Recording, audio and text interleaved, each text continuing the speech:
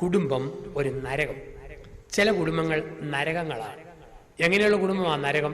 ഭർത്താവും ഭാര്യയും കൂടെ എപ്പോഴും വഴക്കുള്ള വീട് നരകം. സ്നേഹമാണോ സ്വർഗം? വഴക്കുള്ള വീട്ടിലോട്ടൊരു ഭാര്യയ്ക്ക് തിരിച്ച് കയറി ചെല്ലാൻ തോന്നുകയില്ല. വഴക്കുള്ള കുടുംബത്തിലേക്ക് തിരിച്ചു ചെല്ലാൻ ഭർത്താവിന് തോന്നുകയില്ല. പറ്റുന്നിടത്തോളം സമയം കടത്തിനേലും വേണ്ടി വരുന്ന സമയം ചെലവഴിക്കുന്ന ആണുങ്ങൾ വീട്ടിൽ വഴക്കായിട്ട് സ്നേഹമാണെങ്കിൽ നേരത്തെ വീട്ടിൽ പോയേനെ. പെണ്ണുങ്ങൾ പള്ളിയിൽ കഴിഞ്ഞാലും പോകാതെ വർത്തമാനം പറഞ്ഞ് റോഡിലൊക്കെ നിൽക്കുന്നത് പോകുമ്പോൾ ഒരു രസമില്ല. അവിടെ നരകമാണ്. വഴക്കോട് വഴക്ക്. സ്നേഹിക്കുന്ന കുടുംബമാണ് സ്വർഗം. ഒരു വീട്ടിൽ ഭർത്താവും ഭാര്യയും. ഭർത്താവ് സ്കൂളിലെ അധ്യാപകനാണ്.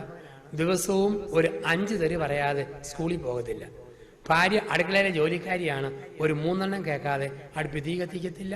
അത് വീട്ടിലെ അവസ്ഥ. ഒരു ദിവസം രാവിലെ ഏതാണ്ടൊക്കെ ചീത്തയും പറഞ്ഞ് 9:30 ഇയാൾ സ്കൂളിൽ പോയി. വൈകുന്നേരം 4:30 തിരിച്ചു വരേണ്ടത്. ഭാര്യ ഒറ്റയ്ക്ക് തെറിയും പറഞ്ഞ് അടുപ്പ് തീ കത്തിക്കാൻ തുടങ്ങി. അന്ന് ഉച്ച കഴിഞ്ഞ് 3 മണിയായപ്പോൾ ഭർത്താവ് വന്നു. ഭാര്യ ചോദിച്ചു, താൻ എന്നാടും അവധി എടുത്തുകൊണ്ട് വഴക്കുണ്ടാക്കാൻ നേരത്തെ എഴുന്നള്ളിരിക്കുകയാണ്. ഉടനെ കെട്ടിയവൻ പറഞ്ഞു, അല്ലടി, ഞാനും ഹെഡ്മാസ്റ്ററും കൂടെ 1 പറഞ്ഞു 2 പറഞ്ഞു കൊത്തിക്കേറി കമ്പ് കോർത്തു. അരിശം വന്ന ഹെഡ്മാസ്റ്റർ എന്നോട് പറയുക, താൻ വല്ല നരകത്തിലോട്ടും പോടൂ. ഞാൻ നേരെ ഇങ്ങോട്ട് തന്നെ പോകുന്നടി, വേറെ എങ്ങോട്ട് പോകാനായിട്ടാണ്. നരകത്തിലെ കഥാപാത്രങ്ങൾ ആരൊക്കെയാ? കാലൻ, പിശാച്, ശവങ്ങൾ. ഇതാണ് നരകത്തിലെ കഥാപാത്രങ്ങൾ. ഭാര്യ ഭർത്താവിനെ വിളിക്കും, കണ്ണിച്ചോരില്ലാത്ത കാലൻ, പോകുന്ന പോക്ക് കണ്ടില്ലേ? ഭർത്താവ് ഭാര്യയെ വിളിക്കും, വൃത്തിയില്ലാത്ത മുതുപിശാച്, പെരയ്ക്കാൻ കിടക്കുന്ന കിടപ്പ് കണ്ടില്ലേ? മക്കളെ നോക്കി പറയും, അയൽപക്കത്തെ പിള്ളേർ മിടുക്കർ. ഈ വീട്ടിൽ 3 ശവങ്ങൾ. മൂത്ത ശവം 8ാം ക്ലാസ്സിൽ, 2ാമത്തെ ശവം 7ാം ക്ലാസ്സിൽ, 3ാമത്തെ ശവം 5ാം ക്ലാസ്സിൽ. ആ കുഞ്ഞുങ്ങളോട് ചോദിക്കുക, നിങ്ങൾ കാലനെ കണ്ടിട്ടുണ്ടോ? ഉണ്ട്. എന്ത് ചെയ്യേ? ചായ കുടിക്കാൻ പോയിരിക്കുന്നു, ഇപ്പൊ വരും. പിശാചിനെ കണ്ടിട്ടുണ്ടോ? ഉണ്ട്. എന്ത് ചെയ്യേ? കറി ഒലത്തിക്കൊണ്ടിരിക്കുന്നു, തുണി അലക്കിക്കൊണ്ടിരിക്കുന്നു. ഒരു വീട്ടിൽ ഭർത്താവ് ഭാര്യയെ പിശാചെ പിശാചെന്ന് വിളിച്ച് 25 വർഷക്കാലമായി. ഭാര്യ പിശാചെന്ന് കേട്ടാൽ ഭാര്യ തിരിച്ചു നോക്കും, പിശാചെന്ന് കേട്ടാൽ മക്കൾ അമ്മയെ നോക്കും. ഇവർ രണ്ടും കൂടി അയൽവക്കത്തെ കൊച്ചിനെ മാമോദിസയ്ക്ക് തലതൊട്ടപ്പനും തലതൊട്ടമ്മയായിട്ട് പള്ളിയിൽ ചെന്നു. പ്രാരംഭ പ്രാർത്ഥന കഴിഞ്ഞ് മാമോദിസ മുക്കുന്ന അച്ഛൻ ചോദിച്ചു, പിശാചിനെ അതിൻ്റെ എല്ലാ പ്രവൃത്തിയോടും കൂടെ ഉപേക്ഷിക്കാൻ മനസ്സാണോ? ഇയാൾ ഒന്നും മിണ്ടുന്നില്ല. മയിൽക്കുറ്റിക്ക് കാറ്റ് പിടിച്ചതുപോലെ സർവേക്കല്ല് പോലെ ഉറച്ചു നിൽക്കുന്നു. അച്ഛൻ ചോദിച്ചു, ചെവി കേൾക്കിയല്ലേ? പിശാചിനെ അതിൻ്റെ എല്ലാ പ്രവൃത്തിയോടും കൂടി ഉപേക്ഷിക്കാൻ മനസ്സാണോ? ഇയാളൊന്നും മിണ്ടുന്നില്ല. അച്ഛൻ പറഞ്ഞു, ഇതുങ്ങളെ മാറ്റിയിട്ട് ചെവി കേൾക്കാൻ കൊള്ളാവുന്ന വല്ലവരെയും കൊണ്ടുവരാൻ പറഞ്ഞു. തലതൊട്ടപ്പനും തലതൊട്ടമ്മയായിട്ട്. അവസാനമായിട്ട് ചോദിക്കുന്നു, പിശാചിനെ അതിൻ്റെ എല്ലാ പ്രവൃത്തിയോടും കൂടെ ഉപേക്ഷിക്കാൻ മനസ്സാണോ? ഉടനെ കെട്ടിയവൻ പറയാം, എൻ്റെ അച്ഛന് പറയാൻ എളുപ്പമാണ്. 25 വർഷമായില്ലേ സ്വീകരിച്ചിട്ട്, അങ്ങനെ എളുപ്പത്തിൽ എനിക്ക് തള്ളാനായിട്ട് പറ്റുമോ? വിളിച്ച് പഠിച്ചു പോയ പദപ്രയോഗങ്ങൾ. കുടുംബം ഒരു നരകം. 7, കുടുംബം ഒരു ഗുസ്തിക്കളം. ചില കുടുംബങ്ങൾ ഗുസ്തിക്കളങ്ങളാണ്. പറഞ്ഞ് അലറി വിരട്ടി ഭാര്യയെ തോപ്പിക്കുന്ന ഭർത്താവ്. നെഞ്ചത്തടിച്ച് നിലവിളിച്ച് നെഞ്ചത്തടിച്ച് വലിയ വായിലെ കരഞ്ഞുകൊണ്ട് ഭർത്താവിനെ തോപ്പിക്കുന്ന ഭാര്യ. ചിലയിടത്ത് വാക്കുകൊണ്ട്, ചിലയിടത്ത് ശാരീരിക യുദ്ധം. പിച്ചുക, മാന്തുക, കടിക്കുക, പറിക്കുക, തൊഴിക്കുക, ഏതെല്ലാം രീതിയില്ല. ഞാൻ ബാംഗ്ലൂർ സിറ്റിയിൽ അടുത്ത കാലത്ത് ധ്യാനിപ്പിച്ചപ്പോൾ ഒരു വീട്ടിൽ രാത്രിയിൽ ഭക്ഷണത്തിന് ചെന്നു. ഭർത്താവും ഭാര്യയും ഇടത്തും വലത്ത് വരുന്നു. ഭർത്താവ് ബെർമുഡായും ടീഷർട്ടുമായിട്ടിരുന്നു. ഊണ് കഴിഞ്ഞ് ഈ ഭർത്താവ് ടീഷർട്ട് അങ്ങോട്ട് പൊക്കി. ഞാൻ പുറത്ത് നോക്കുമ്പോൾ 100 മീറ്റർ ഓട്ടത്തിന് ഏഷ്യാഡിൽ വരയിട്ടതുപോലെ തൊലി പോയ കുറേ പാട്, 3-4 വര. ഇയാൾ പറഞ്ഞു, എൻ്റെ ഭാര്യയോട് അച്ഛനെന്ന് പറയണം, അരിശം വരുമ്പോൾ ഇതുപോലെ മാന്തി പറിക്കരുതെന്ന് അച്ഛനെന്ന് പറയണം. ഞാൻ അവളുടെ നഖം നോക്കുമ്പം ട്രാക്കുളയുടെ മൂത്ത മകളുടെ കൂട്ടാണ്. കമ്പിപ്പാര പോലെയാണ് നഖം ഇങ്ങനെ നീട്ടി വളർത്തിരിക്കുക. അരിശം വന്നോ ഭർത്താവിൻ്റെ പുറത്തെ തൊലി മാന്തി പറിക്കുക. ഈ ഒരു സ്വഭാവം. ഒരു സ്ത്രീ ഭർത്താവിനെ അരിശം വന്നാൽ വിളിക്കുന്ന വാക്ക് പോടാ മൂട്ടെ. അല്പം കൂടി അരിശം വന്നാൽ പോടാ പഞ്ഞെ കട്ടിൽ മൂട്ടെ. ഇതാണ് വിളിക്കുന്ന വാക്ക്. ഇത് കേൾക്കുമ്പം ഭർത്താവിന് ചൊറിഞ്ഞു കയറും. ഒരു ദിവസം അരിശം വന്ന ഭാര്യ പറഞ്ഞു, പോടാ മൂട്ടെ, ഇനി നീ എന്നെ വിളിച്ചാൽ പിശാച് നിന്നെ ഞാൻ ചവിട്ടി കൊല്ലുന്നു പറഞ്ഞു. പോടാ പഞ്ഞെ കട്ടിൽ മൂട്ടെ, നിനക്ക് എന്നെ എടുക്കാൻ പറ്റുമെന്ന് ചോദിച്ചു. അരിശം വന്ന ഭർത്താവ് തലയ്ക്കിട്ടൊരു കുത്ത്, തൊണ്ടയ്ക്കൊരു ഞെക്ക്. അവൾ തുമ്മാനും ചീറ്റാനും ചുമയ്ക്കാനും തുടങ്ങി. എന്നാലും വിട്ടുകൊടുക്കുകയല്ല, മൂക്കിക്കൂടെ വിളിച്ചു, മൂട്ടാ മൂട്ടാ മൂട്ടാ മൂട്ടാ മൂട്ടാ.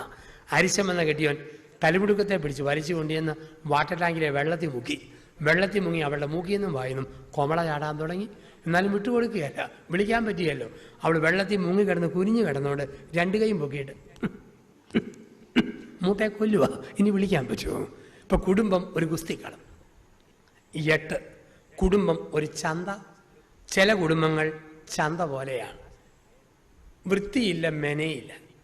ചന്തയിലെ വർത്തമാനം, ഭാര്യയെ തെറി വിളിക്കുന്ന ഭർത്താവ്, ഭർത്താവിനെ തിരിച്ചു വിളിക്കുന്ന ഭാര്യ, മക്കളെ ചീത്ത വിളിക്കുന്ന മാതാപിതാക്കൾ, ഒപ്പം പെരിക്കവും ഒക്കെ വലിച്ചു വാരിയിട്ടിരിക്കുന്നു. ചില വീടിന് ചെല്ലുമ്പോഴേ അറിയാം പിശാച് ഈമ്പിയ പെമ്പർനോത്തിയാണ് കുടുംബനാഥ. വീടിൻ്റെ വരാന്തയിൽ കോഴിക്കാഷ്ടം ടൺ കണക്കിന് അട്ടിയിട്ട് വെച്ചിരിക്കുന്നു. പെരയ്ക്കകത്ത് കയറി ചെന്നപ്പോൾ ചക്കയരക്കും ചുക്കിലി വലയും തോരണം പോലെ ഞാന്ന് കിടക്കുന്നു. ഊട്ടുമേശയുടെ പുറത്ത് ബ്ലൗസ് ഊരി കുത്തപ്പനാറ് പോലെ പൊക്കി വെച്ചിരിക്കുന്നു. കട്ടിന് കീഴെ സാരി ചുരുട്ടി തിരിക പോലെ മടക്കി വെച്ചിരിക്കുന്നു. എന്തോ വേവിച്ച പാത്രം ടാപ്പിന് കീഴെ കുതിരാനിട്ടിരിക്കുക. സന്ധ്യയായി പ്രഭാതമായി 5-ാം ദിവസം ഇനിയും കുതിർന്ന് തീർന്നിട്ടില്ല. ഒരു ഗ്ലാസ് വെള്ളം പോലും കുടിക്കാൻ പറ്റിയല്ല. എല്ലാ ഗ്ലാസ്സിലും മത്തിയുടെ ഉളുമ്പ്, അയലയുടെ മണം, ഇറച്ചി വെള്ളത്തിൻ്റെ നാറ്റം, ഓക്കാനിച്ചിട്ട് മേല. 2007-ലെയും 2008-ലെയും കലണ്ടർ ഒരു നാണമില്ലാതെ ഭിത്തിയാൽ അതുപോലെ തൂങ്ങിക്കിടക്കുന്നു. ഇതുവരെ മാറ്റിയിട്ടില്ല. ടൈം പീസും ക്ലോക്കും നിര്യാതരായിട്ട് ദിവസങ്ങൾ കഴിഞ്ഞു.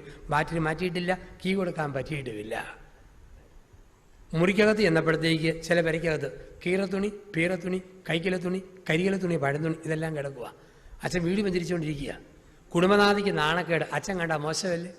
കുടുംബത്തിൻ്റെ നാഥ റോക്കറ്റ് പോലെ ഓടിയിട്ട് ബെഡ്ഷീറ്റ് ഇത് മൂടി മൂടി പോവുക. എനിക്ക് പൊക്കി പൊക്കി വെഞ്ചരിക്കാൻ പറ്റുമോ? അവസാനത്തെ മുറിച്ച് നോക്കുമ്പം എല്ലാം കൂടെ കൂമ്പാരം കൂട്ടി കട്ടിലയിലിട്ടിട്ട് മൂടിയിരിക്കുന്നു. കണ്ടാൽ കുതിരപ്പുറം പോലെ ഇങ്ങനെ പൊങ്ങി നിൽപ്പുണ്ട്. ഞാൻ ചോദിച്ചു, തന്നെ പെങ്ങളെ മോട്ടോർ സൈക്കിൾ കട്ടിലേക്ക് കയറ്റി മൂടി വെച്ചിരിക്കുകയാണ്. വൃത്തിയും മെനയില്ലാത്ത പെണ്ണുങ്ങൾ. ആണുങ്ങളുണ്ട് കൂടിയ ടൈപ്പ്. ചില ആണുങ്ങൾ എഴുന്നേറ്റ് പോകുന്ന കട്ടിൽ കണ്ടാൽ രാവിലെ ഈശോമിശിയുടെ കല്ലറ പോലെ ലുങ്കി പറിച്ച് കാൽക്കലും പുതപ്പി ഉരുട്ടി തലയ്ക്കലും വെച്ചിട്ടുണ്ട്. പിന്നെ ഭാര്യയുടെ കയ്യിൽ നിന്നും ബെഡ്ക്ക് കാപ്പി എന്ന ബെഡ് കോപ്പി മേടിച്ച് കുടിച്ചിട്ട് തൊട്ടടുത്തുള്ള ചായക്കടയിൽ ചെന്ന് ഏതോ അപ്പാപ്പൻ്റെ ഉണക്കസഞ്ചി പിഴിഞ്ഞ പൂളവെള്ളം വാട്ട ചായ അത് അടിച്ചു കയറ്റും. പിന്നെ വളിച്ച ദോശ, പുളിച്ച സാമ്പാർ ഇതെല്ലാം കൂടെ അടിച്ചു കയറ്റി ഒരു ഉത്തരവാദിത്വം ഇല്ലാതെ വെറുതെ സമയം കളയുന്നവരുണ്ട്. അവിടെയാണ് കുടുംബം ഒരു ചന്ത. ചിട്ടയില്ല, ക്രമവുമില്ല. പിന്നെ ചന്തയിലെ സംസാരങ്ങളും വർത്തമാനത്തിലൊക്കെ വരുന്നു. ഒരു കുടുംബത്തിൽ അപ്പൻ എപ്പോഴും പറയുന്ന വാക്ക് അരിശം വന്നാൽ കോപ്പ്, കിഴങ്ങ്, മാട, കോട, വാട, പോട ഈ വാക്കാണ്. അപ്പൻ്റെ 6 വയസ്സുള്ള മോൻ ഇത് കേട്ട് കേട്ട് പഠിച്ചു. അവന് ഗുണനപ്പട്ടിക പോലെ ഇത് പറഞ്ഞു പഠിച്ചു. കോപ്പ, കിഴങ്ങ്, മാട, കോട, ഓക്കൻ, മറ്റോൻ, മറിച്ചോൻ, വന്നോൻ ഈ വാക്ക് പറഞ്ഞു പഠിച്ചു. ഇടവപ്പള്ളി പെരുന്നാൾ വന്നപ്പോൾ അപ്പൻ 100 രൂപ കൊടുത്തിട്ട് നല്ല മുഴുത്ത പ്ലാസ്റ്റിക് തീവണ്ടി ഈ മോന് മേടിച്ചു കൊടുത്തു. ആ തീവണ്ടി കിട്ടിയ പാടെ അവൻ തീവണ്ടി നേരെ നിർത്തി ചൂളം വിളിച്ചു. തീവണ്ടി പോകുന്ന ശബ്ദം കേൾപ്പിച്ചു. അവൻ പറഞ്ഞു, പ്രിയപ്പെട്ടവരെ, നമ്മുടെ തീവണ്ടി കോട്ടയത്തു നിന്നും ചങ്ങനാശ്ശേരി മാവേലിക്കര വഴി കൊല്ലത്തേക്ക് പുറപ്പെടുകയാണ്. 1-ാം നമ്പർ കമ്പാർട്ട്മെൻറ്റിൽ 2 കിഴങ്ങന്മാരും 2-ാം നമ്പർ കമ്പാർട്ട്മെൻറ്റിൽ 3 ഓക്കന്മാരും കയറിയിട്ടുണ്ട്. ഇതാ വണ്ടി പോയിക്കൊണ്ടിരിക്കുന്നു. തീവണ്ടി പോകുന്ന ശബ്ദം കേൾപ്പിച്ചു. അപ്പൻ അരിശം വന്ന് ചൊറിഞ്ഞു കയറി. ഇതാ നമ്മുടെ വണ്ടി ചങ്ങനാശ്ശേരിയിലെത്തി. 2 പൊട്ടന്മാരിറങ്ങിയപ്പം വീണ്ടും 3 കോന്തന്മാർ കയറിയിട്ടുണ്ട്. വണ്ടി കൊല്ലത്തേക്ക് പോവുക. അരിശം വന്ന് അപ്പം തീവണ്ടി എടുത്ത് ഒറ്റയേറ് 5 കഷ്ണമായിട്ട് പൊട്ടിപ്പറഞ്ഞു പോയി. ഇവൻ അരമണിക്കൂർ കുത്തിയിരുന്ന് കരഞ്ഞു. അവസാനം അപ്പൻ്റെ മനസ്സരിഞ്ഞു. അപ്പൻ ചോദിച്ചു, ഇതിനകത്തിനാണ് കുത്തിയിരുന്ന് കരയുന്നതെന്ന് ചോദിച്ചു. അപ്പം പറഞ്ഞു, അപ്പനെ തീവണ്ടി എറിഞ്ഞ് കളഞ്ഞില്ല, അതുകൊണ്ടാണ്. അപ്പം പറഞ്ഞു, അഴുക്ക് വർത്താനം പറയാതിരിക്കുകയാണെങ്കിൽ പരിഹാരമുണ്ട്. മേലിൽ നീ ചീത്തവാക്ക് പറയാതിരുന്നാൽ മതി. അവൻ സമ്മതിച്ചു. അവൻ പറഞ്ഞു, പുതിയ തുറന്ന് മേടിച്ച് തരാമോ? അപ്പം പറഞ്ഞു, പുത്തം മേടിക്കാൻ കാശില്ല, ഇത് പെറുക്കി കൊളുത്തി തരാമെന്ന് പറഞ്ഞു. അപ്പനിരുന്ന് ഇതെല്ലാം പെറുക്കി എടുത്ത് കൊളുത്തി കൊടുത്തു. അരമണിക്കൂർ കൊണ്ട് വണ്ടി വൃത്തിയാക്കി കൊടുത്തു. ഇനി മേലിൽ അഴുക്ക് വർത്താനം പറയരുത്, ഇല്ലെന്ന് പറഞ്ഞു. അവൻ നേരെ ഇരുന്നു. അപ്പം നോക്കി നിന്നു. അവൻ തീവണ്ടി നിർത്തി ചൂളം വിളിച്ചു. വണ്ടി നീങ്ങുന്ന സ്വരം കേൾപ്പിച്ചു. അവൻ പറഞ്ഞു, പ്രിയപ്പെട്ടവരെ, നമ്മുടെ തീവണ്ടി ചങ്ങനാശ്ശേരിയിൽ നിന്നും മാവേലിക്കര വഴി കൊല്ലത്തേക്ക് പുറപ്പെടുകയാണ്. ഒരു പ്രത്യേക അറിയിപ്പുണ്ട്. ഒരു മറ്റവൻ്റെ മോൻ കാരണം ട്രെയിൻ 1 മണിക്കൂർ ലേറ്റായിപ്പോയി എന്ന കാര്യം ഖേദപൂർവ്വം ഞാൻ അറിയിക്കുകയാണ്. എങ്ങനെയാണോ അപ്പൻ, അമ്മ ആ ടൈപ്പായിരിക്കും മക്കളെന്ന് പറയുക. നമ്മളെങ്ങനെയാണോ അങ്ങനെയാണ് കുഞ്ഞുങ്ങൾ. ഇപ്പോൾ കുടുംബം ഒരു ചന്തയാണ്. 8 എണ്ണം അപ്പോൾ തെറ്റായ കുടുംബങ്ങൾ. ദൈവം വിളിക്കുന്നത് 9-10 മോഡലിൽ നമ്മുടെ കുടുംബങ്ങളെ പടുത്തുയർത്താനാണ്. 9 കുടുംബം ഒരു വിദ്യാലയം. കുടുംബം ഒരു വിദ്യാലയം. മക്കൾ അവിടുത്തെ കുട്ടികൾ, പഠിച്ചുകൊണ്ടിരിക്കുന്നവർ, ഗുരുഭൂതർ അപ്പനും അമ്മയുമാണ്. രാവിലെ 7:30 പള്ളി കുർബാനയുണ്ടോ 5 മിനിറ്റ് മുമ്പ് പള്ളിയിൽ വന്ന് മുട്ടുകുത്തി അപ്പനും അമ്മയും പ്രാർത്ഥിക്കുമ്പോൾ മക്കളത് കണ്ടുപിടിക്കും. അവരും കൃത്യസമയത്ത് പള്ളിയിലെത്തും. അപ്പനും അമ്മയും ഒരുമിച്ചിരുന്ന് വേദപുസ്തകം വായിക്കുന്നു. കുഞ്ഞുങ്ങളും അതുപോലെ വായിച്ചു തുടങ്ങും. അപ്പനും അമ്മയും സന്ധ്യാപ്രാർത്ഥന അരമണിക്കൂർ വൃത്തിയായിട്ട് തെളിച്ച് വായിക്കുന്നു. കുഞ്ഞുങ്ങളും അതുപോലെ തെളിച്ച് പ്രാർത്ഥനകൾ ചൊല്ലി തുടങ്ങും. ഈ ഒരു അന്തരീക്ഷം നമ്മുടെ കുടുംബത്തിലുണ്ടാവുക എന്നുള്ളതാണ്. ആ വീട്ടുകാരെ നോക്കി നാട്ടുകാർ പറയും, ആ അപ്പനെ നോക്കി പഠിക്കുക, അമ്മയെ നോക്കി പഠിക്കുക. ആ പിള്ളേരെ നോക്കി പഠിക്കും. എല്ലാവരും നോക്കി പഠിക്കുന്ന വീടായി നമ്മുടെ വീട് മാറുമ്പോൾ ആ വീടിനെ വിളിക്കുന്ന വാക്ക് കുടുംബം ഒരു വിദ്യാലയം. 10 കുടുംബം ഒരു ദേവാലയം. അതാണ് ഏറ്റവും വലിയ മാതൃക. നമ്മുടെയൊക്കെ വീടിൻ്റെ വാതിക്കൽ ചെറിയ പടം ഒട്ടിച്ച് വെച്ചിട്ടുണ്ട്. യേശു ഈ കുടുംബത്തിൻ്റെ നാഥൻ. കുടുംബം ഒരു ദേവാലയം എന്ന് പറഞ്ഞാൽ മോഡൽ നസ്രത്തിലെ തിരുക്കുടുംബമാണ്. നമ്മുടെ ഈ പള്ളിക്കകത്ത് കള്ളുഷാപ്പ് നടത്താൻ, മീൻകട നടത്താൻ നമ്മൾ അനുവദിക്കുകയില്ല. അല്ലെങ്കിൽ ചന്ത പോലെ പള്ളിക്കകത്ത് ഒച്ച വെക്കാൻ നമ്മൾ സമ്മതിക്കുകയില്ല. എങ്കിൽ നമ്മുടെ വീട് ദേവാലയമാണ്. കിടക്കുന്ന മുറി മധുബഹ, ദമ്പതികൾ കിടക്കുന്ന കട്ടിൽ അൾത്താര, താമസിക്കുന്ന വീട് ദേവാലയം. ആ വീട്ടിൽ ഫ്രിഡ്ജിനകത്ത് ബിയർ, അലമാരിക്കകത്ത് വിസ്കി ബ്രാൻഡി, തലയണിക്കീഴെ മഞ്ഞപ്പുസ്തകം, മേശയുടെ ടോയ്ക്കകത്ത് നീല കാസറ്റ്, ഇതൊന്നും നമുക്ക് വെക്കാൻ പറ്റുകയില്ലല്ലോ. ഭക്തിഗാനങ്ങളും ഭക്തി വചസ്സുകളും ശാലോം ചാനൽ പോലുള്ള ചാനലുകളും ക്രൈസ്തവ നമ്മുടേതായ പ്രസിദ്ധീകരണങ്ങളും ഇതിനൊക്കെ ഊന്നൽ കൊടുക്കുമ്പോഴാണ് കുടുംബം ദേവാലയമായിട്ട് മാറുക. അതോടൊപ്പം തന്നെ യോസേപ്പ് പിതാവിനെ പോലെ നീതിമാനായ അപ്പൻ എന്ന് പറഞ്ഞാൽ മക്കൾക്കുള്ളത് മക്കൾക്ക്, ഭാര്യയ്ക്കുള്ളത് ഭാര്യയ്ക്ക്, പ്രായമായ മാതാപിതാക്കൾക്കുള്ളത് മാതാപിതാക്കൾക്ക്, ഇതെല്ലാം കൃത്യമായിട്ട് ചെയ്യുന്നവനാണ് നീതിമാൻ. എന്ത് കേട്ടാൽ ഒരു കുറ്റവും പറയാതെ സകലതും ഹൃദയത്തിൽ സംഗ്രഹിക്കുന്ന മറിയത്തെ പോലുള്ള അമ്മ, പരിശുദ്ധ മറിയത്തെ പോലെ ഹൃദയത്തിൽ സംഗ്രഹിക്കുന്ന അമ്മ. അതുകൊണ്ടല്ലേ ഒരിക്കലും ജ്ഞാനത്തിലും പ്രായത്തിലും വിശുദ്ധിയിലും വളർന്നു വരുന്ന യേശുവിനെ പോലുള്ള മക്കൾ ഒരിക്കലും നസ്രത്തിലെ കുടുംബത്തിൽ വഴക്കുണ്ടായിട്ടില്ലല്ലോ. ഒരിക്കലുമില്ല. വഴക്കുണ്ടാക്കാനാണെങ്കിൽ ഒന്നാമതൊരു അവസരം ഉണ്ടായിരുന്നു. ലൂക്കാസ് സുവിശേഷം 2-ാം അധ്യായത്തിൽ യേശുവിന് 12 വയസ്സായപ്പോൾ അവനെ ജെറുസലേം ദേവാലയത്തിലേക്ക് കൊണ്ടുപോയി. കാരണം യഹൂദ പാരമ്പര്യപ്രകാരം 12 വയസ്സ് വരെ ഗ്രാമത്തിലെ സിനഗോഗിൽ ബൈബിൾ ഭാഗം പഠിപ്പിക്കണം ഒരു യഹൂദ ബാലനെ. 12 വയസ്സാകുമ്പോൾ അവൻ പഠിച്ചത് ശരിയാണോ എന്നറിയാൻ വലിയ പണ്ഡിതന്മാരുള്ള ജെറുസലേം ദേവാലയത്തിൽ കൊണ്ടുചെല്ലും. അങ്ങനെ യേശുവിനെ കൊണ്ടുചെന്നു. അവരെ തോപ്പിച്ചിട്ട് യേശു അവിടുന്ന് പോരുന്നതായിട്ട് നമ്മൾ കാണുന്നുണ്ട്. അവൻ്റെ അറിവിനെ അവർ അത്ഭുതത്തോടെ നോക്കിയെന്നാണ് പറയുക. ജെറുസലേം ദേവാലയത്തിൽ നിന്ന് അന്ന് തിരിച്ചു പോരുന്ന എല്ലാവരും ആദ്യം ഇറങ്ങുന്ന ഒറ്റ വഴിയാണ്. ഒരു ദിവസം നടന്നു കഴിയുമ്പോഴാണ് പല വഴിയുള്ള ഒരു ദിക്കിലെത്തുക. പോകുമ്പോൾ ഏറ്റവും മുമ്പിൽ ആണുങ്ങൾ, അതിൻ്റെ പുറകിൽ പെണ്ണുങ്ങൾ, അതിൻ്റെ പുറകിൽ ആണുങ്ങൾ, അങ്ങനെ 3 ഗ്രൂപ്പായിട്ട് ഒരുമിച്ച് മുട്ടിമുട്ടി പോകും. നിയമപ്രകാരം 12 വയസ്സായി കഴിഞ്ഞാൽ ഒരു ബാലൻ യുവാവാണ്, 12-ൽ എത്തുമ്പോൾ ബാലനാണ്. യുവാവാണെങ്കിൽ ആണുങ്ങളുടെ കൂടെ പോകണം, ബാലനാണെങ്കിൽ പെണ്ണുങ്ങളുടെ കൂടെ പോകണം. മറിയം കരുതി 12 ആയല്ലോ, യൗസേപ്പിൻ്റെ കൂടെ കാണും. യൗസേപ്പ് കരുതി 12-ലല്ലേ ആയുള്ളൂ, അമ്മയുടെ കൂടെ കാണും. അങ്ങനെ കരുതിപ്പോയി. ഒരു ദിവസം നടന്നപ്പോൾ അറിയുന്നത് 2 കൂട്ടത്തിലുമില്ല. ഇന്നത്തെ കാലത്ത് പെണ്ണുങ്ങളും ആണുങ്ങളുമാണെങ്കിൽ കുടുംബ വഴക്കിന് ധാരാളം. ഭാര്യ എന്നാ പറയും? ഓക്കൻ കൊച്ചിനെ കൊണ്ടുവരാൻ എന്നാ ഇളക്കമായിരുന്നു, എവിടെ കൂടെ കണിച്ച് തപ്പിക്കൊണ്ട് പാടൂ, തൻ്റെ അല്ലേ പണി. ആണുങ്ങൾ വിടുവോ? എടി പെറ്റാൻ മാത്രം പോരെ, പോറ്റാനും പഠിക്കണം. കൊച്ചിനെ നോട്ടം അമ്മയുടെ ഡ്യൂട്ടിയാണ്, നീ പോയി കൊണ്ടുപോവാ. ഒരു വഴക്കുമില്ല. 2 പേരും സ്നേഹത്തിലും സന്തോഷത്തിലും ദേവാലയത്തിലേക്ക് പോയി മോനെ കണ്ടു, കൊണ്ടുവന്നു എന്നാണ് പറയുക. യോസേപ്പ് പിതാവും മാതാവും കൂടി വഴക്കുണ്ടാക്കിയെന്ന് ഈ ഇടയാണ് നമ്മൾ കാണുന്നത്. അത് ദീപിക, മനോരമ, മംഗളം പത്രങ്ങളിലാണ് വന്നത്. എവിടെ വെച്ചാണ് വഴക്കെന്ന് ചോദിച്ചാൽ പാലാ പ്രൈവറ്റ് ബസ് സ്റ്റാൻഡിൽ വെച്ച് അവർ തമ്മിൽ വഴക്കുണ്ടാക്കിയെന്ന് പത്രത്തിൽ വലിയ വാർത്തയായിട്ട് വന്നു. ഇങ്ങനെയാണ് വാർത്ത: സെൻറ്റ് ജോസഫ് കയറി സെൻറ്റ് മേരിക്കിട്ട് ഇടിച്ചു എന്നാണ് വാർത്ത. അത് വണ്ടിക്കാരുടെ വഴക്കാണ്. അവർ തമ്മിൽ ഒരു വഴക്കുമില്ല. സ്നേഹത്തിലും സന്തോഷത്തിലുമുള്ള മാതൃകാ ദേവാലയമായിരുന്നു നസ്രത്തിലെ ഭവനമെന്ന. അപ്പം ഒരു കാര്യം ഓർക്കുക, ദൈവം ദമ്പതിമാരെ ചേർത്തെങ്കിൽ എന്താണ് ചേർത്തതിൻ്റെ ലക്ഷ്യം? ചിലരൊക്കെ പറയും മക്കളുണ്ടാകാൻ വേണ്ടിയാണ് കല്യാണം. നിർബന്ധമില്ല. ദൈവം തന്നാ തന്നു, ഇല്ലേലില്ല. ബൈബിളിൽ എവിടെയെങ്കിലും പറഞ്ഞിട്ടുണ്ടോ ആദത്തിന് മക്കളുണ്ടാകാൻ വേണ്ടി ഹവ്വായെ സൃഷ്ടിച്ചു, ഹവ്വായ്ക്ക് മക്കളുണ്ടാകാൻ വേണ്ടി ആദത്തെ കൊടുത്തെന്ന് ഒരു ബൈബിളിലും പറഞ്ഞിട്ടില്ല. പുരുഷനെയും സ്ത്രീയെയും സൃഷ്ടിച്ചിട്ട് ദൈവം പറഞ്ഞത് ചേർന്ന ഇണയും തക്കതായ തുണയുമായിരിക്കുക, സ്നേഹിക്കാനായിട്ട് വളരുക. അതുകൊണ്ടല്ലേ കുടുംബത്തിൽ അപ്പനോട് മക്കൾ എന്തെങ്കിലും പറഞ്ഞ അമ്മ എന്നാ പറയും? ഡാഡാ അപ്പനോട് കളിക്കരുത്. അമ്മയോട് പിള്ളേർ പറഞ്ഞാലും അപ്പം പറയും എടി അമ്മയോട് കളിക്കരുത്. കാരണം ചേർന്ന ഇണ അതാണ്. കുടമാളൂരിൽ കുറേ വർഷങ്ങൾക്ക് മുമ്പ് 72 വയസ്സുള്ള ചേട്ടൻ 66കാരിയെ കല്യാണം കഴിക്കുന്നു എന്ന് വാർത്ത. ഈ അപൂർവ വിവാഹം കാണാൻ ഞാനും പോയി. ചെന്നപ്പോൾ നവവധുവിന് ഒരു കുഴപ്പമുള്ളൂ. മുൻവശത്ത് മുകൾ നിലയിൽ 5 പല്ലുകളില്ല. ഒരു പാളയംകോടൻ പഴം പൊളിച്ചിട്ട് വെച്ചാൽ നേരെ കയറിപ്പോവും. ആ പരുവത്തിലാണ്. എന്തിനാ 72കാരൻ 66കാരിയെ കെട്ടുന്നത്? നന്മ നിറഞ്ഞ മറിയമേ നിനക്ക് സ്വസ്തിയെന്ന് അച്ചായൻ ചെല്ലുമ്പം ശുദ്ധവാന മറിയമേ തമ്പുരാൻ്റെ അമ്മയെന്ന് മറുപടി ചെല്ലാൻ ഒരു കൂട്ട്. ചേർന്ന ഇണ, ചേർന്ന ഇണ, അതിനാണ് ദൈവം ചേർത്തിരിക്കുക. അപ്പം ജീവിതത്തിൽ ചേർന്ന ഇണയായിട്ടാണോ കുടുംബബന്ധം പോകുന്നതെന്ന് ഓർക്കുക. ചേർന്ന ഇണ തക്കതായ തുണ. ഈ 2 വാക്കുകൾ മനസ്സിലൊന്ന് പതിപ്പിക്കണം. ചേർന്ന ഇണ എന്ന് പറഞ്ഞു കഴിഞ്ഞാൽ ദൈവം എനിക്ക് തന്നിരിക്കുന്നത് ചേർന്ന ഇണയാണെന്ന് ശരിക്കും മനസ്സിലാക്കിയിട്ടാണ്. ആ ഒരു ഓർമ്മ വേണം. ഇതിനേക്കാൾ കൂടിയൊന്നും വരാനില്ല, ഇതിനപ്പുറത്തൊന്നുമില്ല, ഇതാണ് എൻ്റെ ചേർന്ന ഇണ. ആ ഒരു ചിന്ത മനസ്സിൽ നമ്മൾ ആഴമായിട്ട് നമ്മൾ സൂക്ഷിക്കണം. എല്ലാവിധത്തിലും ചേർന്ന ഇണയല്ലേ. ഓർത്ത് നോക്കിക്കേ, മുൻകോപമുള്ള കെട്ടിയവന് ദൈവം കൊടുക്കുന്നത് ശാന്തശീലമുള്ള ഭാര്യ. വാ പൊളിക്കാൻ പ്രയാസമുള്ളവന് പൊളിച്ച വാ അടയ്ക്കാൻ പ്രയാസമുള്ളവൾ. അന്താരാഷ്ട്ര പിശുക്കന് ഇൻ്റർനാഷണൽ ദൂർത്തടികാരിയെ ദൈവം കൊടുക്കും.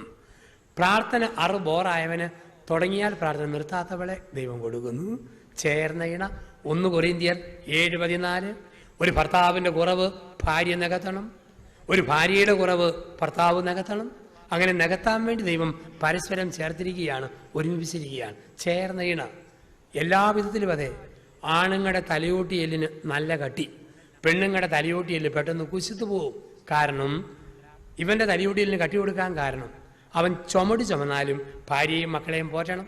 തന്നെയുമല്ല, വെളുപ്പിനെ 6 മണിക്ക് ഭാര്യ കഷ്ടപ്പെട്ട് ചട്ടുകം കൊണ്ട് ദോശ തിരിച്ചിട്ട് മറിച്ചിട്ട് ചുടുമ്പം ഇവൻ ചൊറിഞ്ഞ വർത്താനവും പറഞ്ഞുകൊണ്ട് അരിശം വരുന്ന ഭാര്യ ചട്ടുകത്തിനെ കണ കൊണ്ടൊരു കൊട്ടു കൊടുത്താലും എല്ല് പൊട്ടരുത്. അത്രയ്ക്കും കട്ടിയുള്ള തലയോട്ടി എല്ല് ദൈവം കൊടുത്തിരിക്കുന്നു. ഇനി ആണുങ്ങളുടെ ശരീരം മരം കയറാൻ പറ്റിയ പരുവത്തിൽ, പെണ്ണുങ്ങളുടെ ശരീരം മരം കയറാൻ പറ്റിയ പരുവത്തിലല്ല.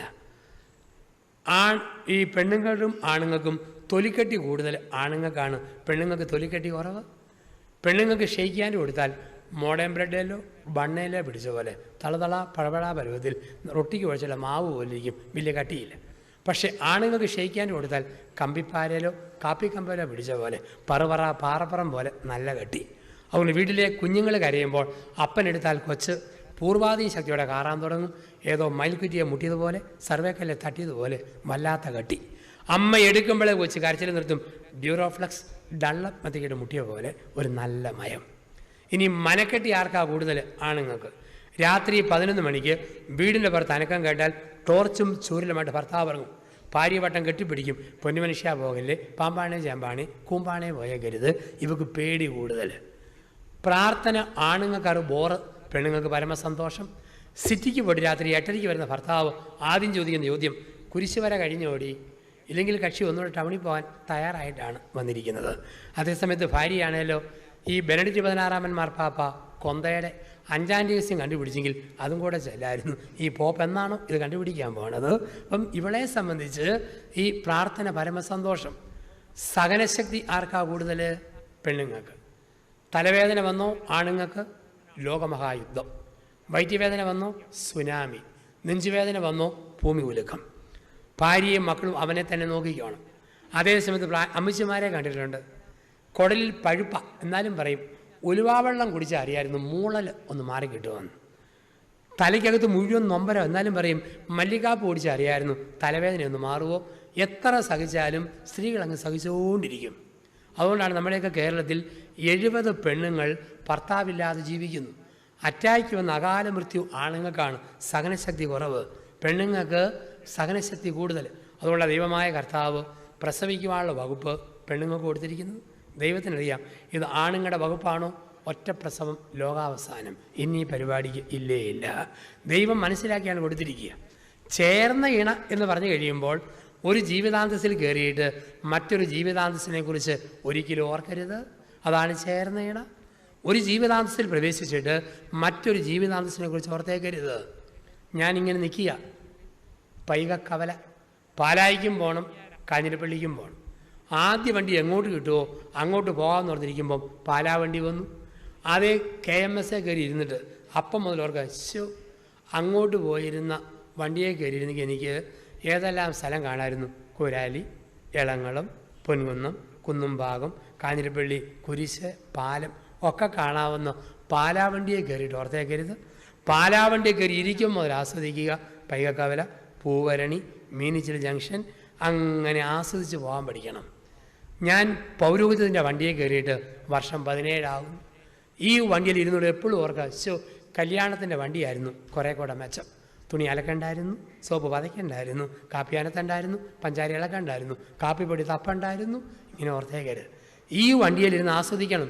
എങ്ങനെ സംസാരിപ്പിക്കാം, എങ്ങനെ കുർബാന ചെല്ലാം, എങ്ങനെ കൂദാശകൾ പരികർമ്മം ചെയ്യാം, ഏതെല്ലാം വിധത്തിൽ ഇത് ഭംഗിയാക്കാം. എൻ്റെ വണ്ടി തെറ്റിപ്പോയോ ദൈവമേ എന്നോർത്ത് ഞാൻ നീറിയിരിക്കുമ്പോൾ എൻ്റെ കൂടെ കോളേജിൽ പഠിച്ച 3 മക്കളുടെ അപ്പൻ എന്നെ വിളിച്ച് ചോദിക്കുക, പൊന്നു ജോസഫച്ച, അപ്പനായവരെ അച്ഛനാക്കുന്ന സഭ വല്ലതും ഉണ്ടോ?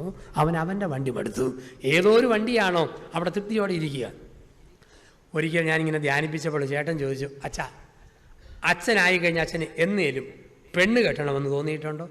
ഞാൻ അച്ചായ ഉള്ള സത്യം പറയാം, ഒരിക്കൽ എനിക്ക് തോന്നിയിട്ടുണ്ട്. എന്നാന്ന് ചോദിച്ചു. തുണി അലക്കി എൻ്റെ വലതുകൈയുടെ ഓരം പറഞ്ഞു പോയപ്പോൾ ഞാൻ ഓർത്തു, ഒരു പെണ്ണ് കെട്ടിയായിരുന്നെങ്കിൽ അലക്കി കിട്ടിയനല്ലോ എന്ന് ഞാൻ ഒരിക്കൽ ഓർത്ത് പോയിട്ടുണ്ട്. ഉടനെ ചേട്ടൻ പറഞ്ഞു, എൻ്റെ പൊന്നു ജോസഫ് അച്ഛാ, അങ്ങനെയാണത് ഒരിക്കലും ഓർക്കണ്ട. കാരണം എൻ്റെ ഭാര്യയുടെ സകലമാന തുണിയും അവൾ എന്നെക്കൊണ്ട് അച്ഛ അലക്കിപ്പിക്കുന്നതെന്ന് പറഞ്ഞു. ഇപ്പം ചേർന്ന ഇണ ആയിരിക്കുന്ന അവസ്ഥയിൽ ചേർന്ന ഇണയായിരിക്കുക. ചേർന്ന ഇണയെന്ന് പറയുന്നയാൾ ഒപ്പം തക്കതായ തുണയും, ചേർന്ന ഇണയും തക്കതായ തുണയും. എന്താ തക്കതായ തുണ? ഇഷ്ടാനിഷ്ടങ്ങൾ കണ്ടറിഞ്ഞ് പെരുമാറാൻ പഠിക്കുന്നതാണ് തക്കതായ തുണ. കല്യാണം കഴിഞ്ഞ് 1 വർഷമൊക്കെ കഴിയുമ്പം ഒരു ഭാര്യ മനസ്സിലാക്കണം, ഭർത്താവിന് ഏത് ഭക്ഷണം ഇഷ്ടം, ഞാനെങ്ങനെ തുണി ഉടുത്താലിഷ്ടം, ഞാനെങ്ങനെ സംസാരിച്ചാലിഷ്ടം. ഭർത്താവ് മനസ്സിലാക്കണം, എൻ്റെ ഭാര്യയ്ക്ക് ഏത് ഭക്ഷണം ഇഷ്ടം, ഏത് വേഷവിധാനം ഇഷ്ടം, എൻ്റെ ഏത് പെരുമാറ്റം ഇഷ്ടം, അത് ഭർത്താവ് മനസ്സിലാക്കിയിരിക്കണം. ഭർത്താവിൻ്റെ പേര് ടോം. ടോം ടോം എന്ന് വിളിച്ചാൽ അവന് ചൊറിഞ്ഞു കയറും. ടോം കുട്ട എന്ന് വിളിക്കാമെങ്കിൽ ഇക്കിളി എടുക്കും. അങ്ങനെയെങ്കിൽ മിടുക്കിയ ഭാര്യ ഭർത്താവിനെ ടോം കുട്ടാന്ന് തന്നെ വിളിക്കണം. വെറുതെ അരിശപ്പെട്ട് അലറിക്കൊണ്ട് കുട്ടാ എന്ന് വിളിച്ചാൽ പന്നിക്കുട്ടനെ വിളിക്കുന്നവരിരിക്കും. പേര് കൂട്ടി വിളിക്കുമ്പം തക്കതായതുണ. ഭർത്താവിന് ഏത് ഭക്ഷണമാണോ ഇഷ്ടം ആ ഭക്ഷണം വേണം ഒരുക്കി കൊടുക്കാൻ. ഒരിക്കലും ഭർത്താവിൻ്റെ ശരീരത്തെക്കുറിച്ച് കമൻറ്റ് പറയരുത്. എന്തെങ്കിലും കുഴപ്പമുണ്ടോ അതവന് കേൾക്കാൻ ഇഷ്ടമില്ല, അതുകൊണ്ട് മിണ്ടിയേക്കരുത്. എൻ്റെ ഭർത്താവിൻ്റെ ഒരു കണ്ണ് അല്പം അടഞ്ഞ കണ്ണ്, കോങ്കണ്ണ്, അത് കേട്ടാൽ അവൻ അരിശമാണ്. പക്ഷെ ഇവിടെ അരിശം വരുമ്പം വജ്രായുധം പോലെ അവനെ വിളിക്കുന്ന വാക്ക് കൊച്ചരക്കണ്ണ, കോങ്കണ്ണ, കോങ്കണ്ണ, കൊച്ചരക്കണ്ണ. ഇതുകൂടി വാക്കുകൾ ഒരിക്കലും വിളിച്ചേക്കരുത്. ഭർത്താവ് ഒന്നാന്തരം ഒരു നീല പാൻസ് ഇട്ടു, ആ കൂട്ടത്തിൽ ഒരു ചുമന്ന ഷർട്ട് വിട്ടു. നീല പാൻസും ചുമന്ന ഷർട്ട് വിട്ട് ഭർത്താവ് ഭാര്യയുടെ അടുക്ക വന്ന് കഴുത്തിൽ ഒരു മഫ്ലറും ചുറ്റി. എങ്ങനെയുണ്ടീ എന്നെ കണ്ടാൽ? അവനോർത്ത് ഷാരൂഖ് ഖാനെ പോലെ ഇരിക്കുന്നു എന്ന് പറയുന്ന കണ്ട പടിവിൾ പറയാ, ഈ എടാ കേമമായിരിക്കുന്നു, റെയിൽവേയിൽ ചരക്ക് ചുമക്കുന്ന പോട്ടറെ പോലെ ഉണ്ടല്ലോ. പിന്നെ അവന് സഹിക്കുമോ? അവൻ പറയും, അല്ലെങ്കിൽ സത്യമായിട്ട് 20 വർഷമായിട്ട് ഒരു മുടിഞ്ഞ ചരക്കിനെ ഞാൻ ചുമന്നുകൊണ്ടിരിക്കുകയല്ലേ, നീ എന്നോട് തന്നെ ഇത് പറയണം? ആവശ്യമില്ലാത്ത വാക്കുകളല്ലേ പലപ്പോഴും നമുക്ക് പ്രശ്നങ്ങളായിട്ട് മാറുക. അപ്പോൾ തക്കതായ തുണയെന്ന് പറഞ്ഞാൽ ഇഷ്ടാനിഷ്ടങ്ങൾ കണ്ടറിഞ്ഞുള്ള സംസാര ശൈലി. അതുപോലെ ഭാര്യയുടെ പേര് മറിയ. മറിയെന്ന് കേട്ടാൽ അവൾക്ക് ചൊറിയും. മറിയാമെന്ന് വിളിച്ചാൽ സന്തോഷം. എങ്ങനെ ആ പേര് മാത്രമേ വിളിക്കാവൂ. ഭാര്യയ്ക്ക് ഏറ്റവും ഇഷ്ടപ്പെട്ട സാധനമാണ് പരിപ്പ് വട, പാളയംകോടൻ പഴം. വിവാഹ വാർഷികത്തിൽ, ജന്മദിനത്തിൽ 5-6 വടയും പഴവും കൂരെ ഒരു കടലാസിൽ പോഞ്ഞിട്ട് മോളെ മറിയാമേ കടിക്കടി വട പഴം പൊതി എന്നും പറഞ്ഞ് കൊടുക്കുന്നയാൾ തക്കതായ തുണ. ഇനി ഭാര്യയുടെ ശരീരത്തെക്കുറിച്ച് കമൻ്റ് ഒന്നും പറഞ്ഞേക്കൽ. എത്ര ഭംഗി ചോർന്നു പോയാലും പറയണം, എൻ്റെ എടി പ്രിയങ്ക ചോപ്ര കഴിഞ്ഞ പിന്നെ അടുത്ത ചോപ്ര നിന്നെ കിട്ടിയതിൻ്റെ മഹാഭാഗ്യം. ഭാര്യ എന്തേലും ഒരു നല്ല ഭക്ഷണം ഉണ്ടാക്കി തന്നാൽ ഭർത്താവ് നല്ല വാക്ക് പറയാൻ പഠിക്കണം. ഭാര്യ ഒന്നാന്തരം കണ്ണിമാങ്ങ അച്ചാറിട്ടു ഒരു ചില്ല് ഭരണിക്കകത്ത്, ഒരു മുഴുത്ത സ്പൂൺ വിട്ടു കൊടുത്തു. കഴിക്കുക ചേട്ടാന്ന് പറഞ്ഞു. എന്നതാടിയത്? കണ്ണിമാങ്ങ അച്ചാർ. കോരി ഒഴിച്ചു, മാങ്ങ കടിച്ചു, അരപ്പൊന്ന് നക്കി. കണ്ണിമാങ്ങ, ഇതാണോ കണ്ണിമാങ്ങ? വേണ്ട, ആട്ടും കാഷ്ടം അരപ്പ് വീണത് പോലെ ഉണ്ടല്ലോ ഈ കണ്ണിമാങ്ങ അച്ചാർ. അച്ചാറെന്ന് പറഞ്ഞാൽ അയൽവക്കത്തെ അച്ചാമ്മയുടെ അച്ചാർ, അതാണ് അച്ചാർ. ഇതന്നെ അച്ചാറ്. ഇത്രയും പറഞ്ഞാൽ പിന്നെ പെണ്ണുങ്ങൾ സഹിക്കുകയില്ല. പിറ്റേ ഞായറാഴ്ച ഒന്നാന്തരം പോത്തിറച്ചി ഒലത്തി നികന്ന പാത്രത്തിൽ നികത്തി വിളമ്പി കൊണ്ട് കൊടുത്തിട്ട് പറയും, ദേ ഞാൻ ഒലത്തിയ പോത്തിറച്ചിയാകട്ടോ, അച്ചാമ്മയുടെ ഒലത്തുപോലെ ഒത്തൊന്നറിയത്തില്ല, വേണേൽ കയറ്റിയേച്ച് പോകാൻ പറയും. ഇതാണ് സംഭവിക്കുക. അപ്പോൾ ജീവിതത്തിൽ തക്കതായ തുണ. തക്കതായ തുണയെന്ന് പറഞ്ഞു കഴിഞ്ഞാൽ ഭർത്താവ് ഭാര്യയ്ക്ക് കൊടുക്കേണ്ട ചില സ്നേഹങ്ങളൊക്കെ ഉണ്ട്. ഇടയ്ക്കിടയ്ക്ക് അപ്പനെ പോലെ വഴക്ക് പറയണം, തിരുത്തണം. അപ്പനെ പോലെ എല്ലാം കരുതി കൊടുക്കണം. ആങ്ങളെയെപ്പോലെ അവളെ സംരക്ഷിക്കണം. കാമുകനെപ്പോലെ അവളെ സന്തോഷിപ്പിക്കണം. ഭർത്താവിനെപ്പോലെ ദേഹം മാന്യമായിട്ട് പങ്കുവെക്കണം. ഒരു മോനെപ്പോലെ വെറുതെ കിടന്ന് വിളയണം. ഇത്രയും കൊടുക്കുമ്പോഴാണ് തക്കതായ തുണ. ഒരു സ്ത്രീയോ അമ്മയെപ്പോലെ എല്ലാം ഒരുക്കണം, ഭർത്താവിനെ തിരുത്തണം, കരുതൽ കൊടുക്കണം. ഒരു പെങ്ങളെപ്പോലെ ഭർത്താവിനെ ഓർത്ത് അഭിമാനിക്കണം. ഒരു കാമുകിയെപ്പോലെ ഭർത്താവിനെ സന്തോഷിപ്പിക്കണം. ഒരു ഭാര്യയെപ്പോലെ മടിയില്ലാതെ ദേഹം ആരോഗ്യം അനുവദിക്കുന്ന കാലത്തോളം പങ്കുവെക്കണം. ഒരു മോളെപ്പോലെ കളിതമാശയും പിള്ളകളിയും നടത്തണം. ഇത്രയൊക്കെ നടത്തുമ്പോഴാണ് തക്കതായ തുണയായിട്ട് മാറുക. ചിലപ്പോഴൊക്കെ ചില സ്ത്രീകളും മറ്റും പറയും, ഓ നമുക്ക് കളിതമാശൊന്നും വേണ്ട, വയസ്സ് 70 കരണ്ട് പോയ മോർച്ചറിയിലെ 3-ാം ദിവസപ്രേതം പോലെ ഇങ്ങനെ നോക്കിക്കൊണ്ടിരുന്നാൽ മതി. ചിരിക്കുകയും വേണ്ട, കളിക്കുകയും വേണ്ട, വിളയുകയും വേണ്ട. അതൊക്കെയാണ് വിവരം കേട്ട ദാമ്പത്യം എന്ന് പറയുക. അബദ്ധങ്ങളാണ്. അതുപോലെ ചില ഭർത്താക്കന്മാരുണ്ട്, കെട്ടിയവനാ പക്ഷേ ഭർത്താവായിട്ടില്ല. പകൽ മുഴുവൻ പൂരപ്പാട്ട്, രാത്രി മുഴുവൻ പൊന്നാരിപ്പ്. പകൽ കുറ്റം പറച്ചില്ല, നിൻ്റെ അപ്പൻ ഓക്കൻ, നിൻ്റെ ആങ്ങള വട്ട്, നിൻ്റെ അനീതിക്ക് പിച്ച്, കുടുംബം മൊത്തം ഊളന്മാർ, ഇങ്ങനെ പറയും. രാത്രി 10:30 പൊന്നേ തേനെ പാലേ വയമ്പേ കൂടെ കിടക്കാൻ കൂടെ വാടി. അത് കെട്ടിയവനാ പക്ഷേ ഭർത്താവായിട്ടില്ല. ബ്ലൂ ഫിലിം കാണാൻ നിർബന്ധിക്കുക, ഭാര്യയ്ക്ക് അറപ്പുള്ള വിധത്തിൽ ശാരീരിക ബന്ധത്തിന് പ്രേരിപ്പിക്കുക. ഇതൊക്കെ മാന്യതയുള്ളൊരു ഭർത്താവിൻ്റെ ശൈലിയല്ല. ഇനി ഒരു സ്ത്രീ കല്യാണം കഴിച്ചാലും അവളെ ഇഷ്ടം പോലെ ദേഹത്തിൻ്റെ പങ്കുവയ്ക്കൽ. ചില സ്ത്രീകളും മറ്റുമുണ്ട്, അവർ പറയും, എൻ്റെ അച്ഛ എനിക്ക് 60 വയസ്സ്, കെട്ടിയവന് 62 വയസ്സ്. ഓ എൻ്റെ അച്ഛ 62 വയസ്സായെന്ന് പറയും. ഇപ്പോഴും ഒരു തരി കുണാമണ ഇടപാടാച്ചാന്ന് പറയും. അല്ല, സ്ത്രീകളുടെ ഓർമ്മ 10-60 വയസ്സ് കഴിഞ്ഞാൽ പിന്നെ ദാമ്പത്യ ബന്ധങ്ങൾ പാടില്ലെന്ന്. നിങ്ങളൊരു കാര്യം ഓർത്തോണം, സഹോദരിമാർ ഓർത്തിരിക്കുക. ആണുങ്ങളെ സംബന്ധിച്ച് ശാരീരിക ജഡിക ലൈംഗിക വികാരങ്ങൾ എത്ര വയസ്സ് വരെ ഉണ്ടെന്ന് ചോദിച്ചാൽ ഞാൻ പറയുന്നത് ആ കണക്ക്. ഈ വികാരം ആണുങ്ങളെ സംബന്ധിച്ച് മരിച്ചു കഴിഞ്ഞ് ഒരു 5 മിനിറ്റൂടെ കാണും. ഇത് മനസ്സിലാക്കിയില്ലെങ്കിൽ കുടുംബ ബന്ധങ്ങൾ തകർന്നു പോകും.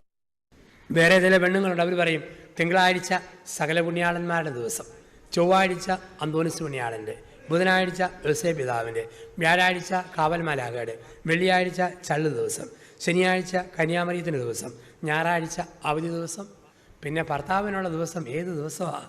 ഒരു സ്ഥലത്ത് ഞാൻ പറയും, അങ്ങനെയൊക്കെ നിങ്ങൾ തുടങ്ങിയാൽ ആണുങ്ങൾ 100-150 രൂപയായിട്ട് ഈ ദിവസം നോക്കാത്ത പെണ്ണുങ്ങളെ തപ്പിപ്പോകുമെന്ന് പറഞ്ഞു. ഇത് കേട്ട പാടെ ഒരു ചേട്ടൻ ചാടി എഴുന്നേറ്റ് പറയുക, അച്ഛൻ ഏത് കാട്ടിൽ നിന്നാണ് വരുന്നത്?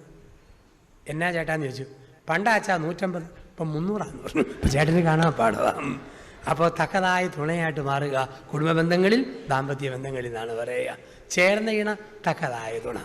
അപ്പം അങ്ങനെയുള്ള ഈ ജീവിതക്രമത്തിന് നമ്മൾ കാണുന്നു, ഇത് വിവാഹത്തിൽ ഏറ്റവും കൂടുതൽ ഉപയോഗിക്കുന്ന വാക്ക് വാ അല്ലെങ്കിൽ വി എന്ന വാക്കാണ്. വിവാഹം. വിവാഹം എത്ര കളിതാമാശമുള്ള ആളാണേലും കല്യാണം കഴിയുമ്പോൾ അവന് ഗൗരവമാവും.